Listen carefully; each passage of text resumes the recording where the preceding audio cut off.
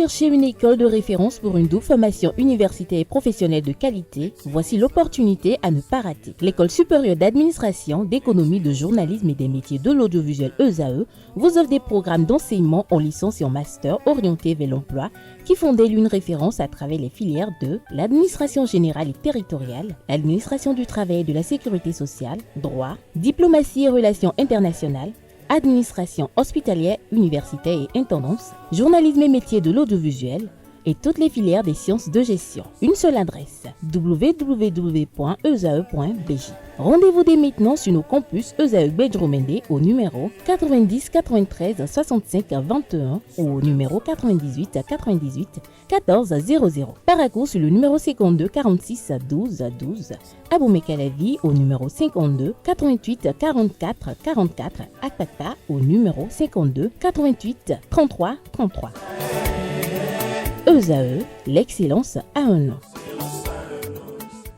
Bonjour à nouveau, chers amis internautes. Nous démarrons la une des journaux par le quotidien Maison, le quotidien béninois d'information générale et d'analyse L'Informateur qui ce matin en manchette affiche le logo de l'Union islamique du Bénin, dialogue interreligieux. Les vraies raisons du retrait de l'UIB, le Canada nous apprend qu'au-delà des motifs de convenance, de vocation et de principe, il y a bien d'autres raisons qui expliquent le retrait de l'Union islamique du Bénin du dialogue interreligieux et l'amène à se concentrer sur sa mission et ses activités spécifiques. Retrouvez les dites raisons évoquées par la rédaction à la page 3 de sa livraison de ce matin. On peut lire également à la une du quotidien béninois d'information générale et d'analyse, autonomisation financière des femmes de la ville de Cotonou. Luc Setonji Atropo, maire de la ville vitrine et président de l'ANCB, l'Association nationale des communes du Bénin, fait don de marchandises aux revendeuses. Les femmes des 8e, 10e et 12e arrondissements honorées. Occupation illégale de l'emprise de la route des pêches. José Didier Tonato menace des représailles en vue, nous annonce l'informateur. À l'oreille droite, le titre Journal École pour convier les fidèles lecteurs à découvrir dans les colonnes de sa parution les productions journalistiques des étudiants en formation sur les différents campus de l'ESAE, l'école supérieure d'administration, d'économie, de journalisme et des métiers de l'audiovisuel qui a ses campus dans les villes de Cotonou, d'Aboumé-Calavi et de Paracourt. Le quotidien national d'information sur matin manchette s'intéresse aux visites de la zone industrielle de Glodjigbe. Le Canard rapporte les confidences de l'ancien président Nicéphore Dieudonné-Soglo après sa visite. Des détails en page 5. Code électoral des acteurs édifiés sur les innovations, nous apprend la une du journal du Canard. Assemblée nationale, la 3e session extraordinaire ouverte, les dossiers vidés demain. Fraternité à présent, mortalité néonatale en Afrique subsaharienne, les vagues de chaleur augmentent le risque. Retrouvez les motivations, les fondements de ce titre en manchette à la page 3 de la parution de ce matin du journal qui s'intéresse aux éliminatoires Cannes 2025 Bénin 2, Libye 1. Les guépards remettent les pendules à l'heure, estime le journal. 3e session extraordinaire de l'Assemblée nationale. Les travaux continuent le jeudi prochain. Le matinal à présent, désignation des membres du Conseil économique et social. 20 députés sollicitent un examen en procédure d'urgence.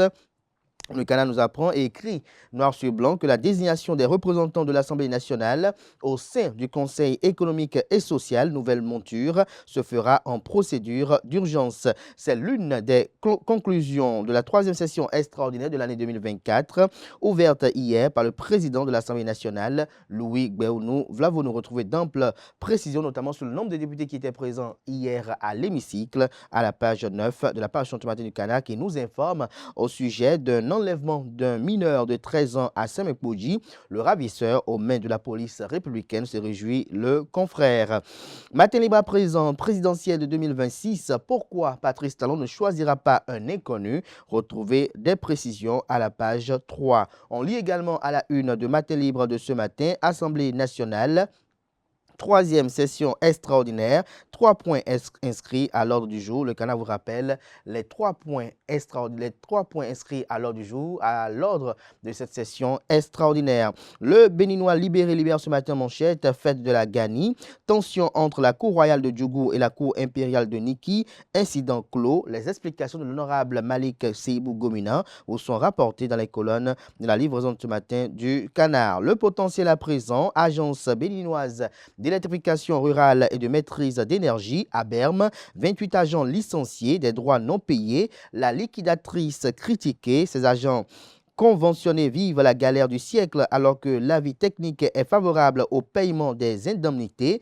Désignée comme la cause des malheurs, la liquidatrice fait obstruction au droit à l'information en restant muette aux questions de le potentiel. Les certificats de travail difficilement délivrés aux victimes de licenciement. Retrouvez des détails à la page 3 de la livraison de ce matin du journal qui propose également comme titre ce matin à ses fidèles lecteurs: coopération entre la commune de Dogbo et la ville de Roeselare en Belgique. Le maire de Dogbo assure la santé aux populations du Koufo. La deuxième édition de la mission médicale foraine va du 2 au 13 septembre 2024. Un collège de médecins belges et béninois prend en charge les pathologies dentaires, oculaires et celles courantes. Le révélateur du jour ce matin, Sénat, Commission électorale nationale autonome, cadre technique et député en atelier d'appropriation du nouveau code électoral. Construction illégale sur la route des pêches, les mises en garde de José Didier Tonato, ministre du cadre de vie et des transports. On découvre à présent la une de Info Matin, sécurité routière dans le département de l'Atlantique. Vendeur à la sauvette et conducteur de taxi-moto sur la Selette, Jean-Claude Kodia, autant pour moi, Jean-Claude Kodia et Arwandinou. Notamment Jean-Claude Kodia qui est le préfet du département de l'Atlantique et Arwandinou, qui est Angelo Arwandinou, qui est le maire de la ville d'Abomey-Calavi, mettent en garde. Retrouvez leurs différentes mises en garde dans les colonnes de la page ce matin du journal qui informe également au sujet de la lutte contre les produits pharmaceutiques contrefaits. Le Canada évoque une saisine de 216 kg à Pomassé. Le quotidien La Nouvelle Tribune ce matin, troisième session extraordinaire à l'Assemblée nationale du Bénin. Les travaux s'ouvrent sur 3 sujets. Le Canada mentionne que les députés de la 9e législature sont retournés au Parlement ce mardi après plusieurs semaines d'absence. Ceci sur invitation du président de l'institution parlementaire, Loïc Béounou-Vlavonou, et dans le cadre de la 3e session extraordinaire au titre de l'année 2024. Pendant 2 semaines. Ils examineront 3 principaux sujets inscrits à l'ordre du jour de cette session parlementaire. Libération ce matin à sa une, démission de l'Union islamique du Bénin. Que se passe-t-il au sein du cadre de concertation des confessions religieuses, s'interroge le journal. L'événement précis à présent, formation de jeunes talents dans le secteur pétrolier. WAPCO envoie 12 étudiants béninois en Chine. Avalanche de critiques suite à la visite de l'ancien président Nicéphore Dieudonné Soglo à la zone industrielle de Glodjigbe. Nicéphore Dieudonné Soglo réagit à la polémique et réitère sa satisfaction des prouesses de Patrice Talon. La politique politicienne, je veux bien, mais parlons de développement, soutient-il. On lit également à la une de l'événement précis de ce matin, 3e session extraordinaire au Parlement, 3 dossiers affectés aux commissions habilitées. Nord-Sud Quotidien, quant à lui, je cite, « Ils savent que je sais tout », fin de citation, mémoire de Robert Bourgi sur la France-Afrique. Retrouvez des détails aux pages, autant pour moi, 2 et 3. Dette publique, la situation au premier semestre vous est évoquée en page 10.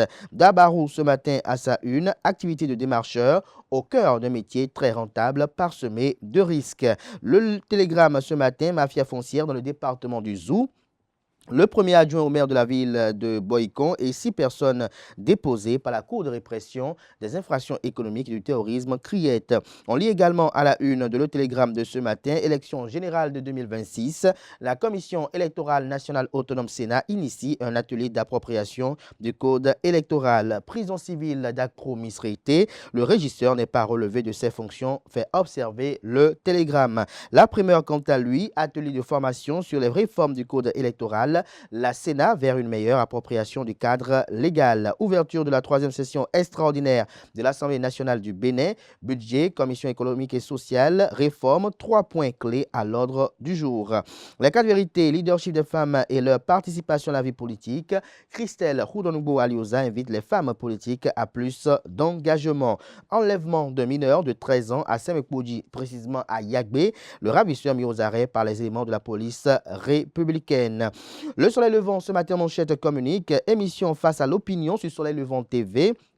Christelle Houdonoubo applaudit les avancées pour les femmes dans la prise de décision sur la rupture. Je cite, ce qui se fait aujourd'hui au Bénin est différent de ce qui se fait il y a 10 ans, 20 ans. Fin de citation, a-t-elle déclaré. Retrouvez la transcription intégrale de ses propos dans les colonnes de la page de ce matin du journal qui communique sécurisation des espaces publics. Le préfet Jean-Claude Kodia prend des mesures strictes contre la vente à la sauvette sur son territoire. En boucle ce matin avec l'emblème du jour, mais avant, découvrons un autre titre paru ce jour dans la presse locale, notamment Filao News, qui titre en manchette présidentielle de 2026, le baromètre, les grands pôles électoraux et quelques têtes de pont de la 15e et de la 16e circonscription électorale, acte 2, des personnalités qui inspirent aussi le combat politique dans Cotonou, des pédigrés divers, une nomenclature fournie. On peut voir en autres comme acteurs politiques présentés, vous avez Raphaël Akoteyon, l'honorable Orden Baptiste Aladatien, vous avez l'honorable Jimeko Delonis Koglevi, vous avez Sir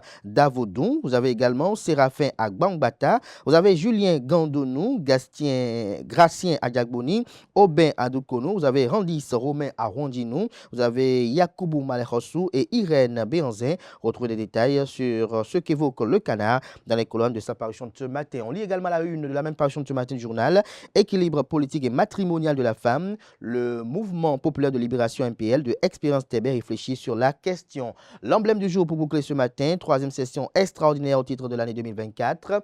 83 députés présents à l'ouverture. Retrouvez des détails dans les colonnes de sa parution de ce matin, le journal qui informe sur l'actualité sportive que dans le cadre des éliminatoires de la CAN 2025, le Bénin bat la Libye et se relance.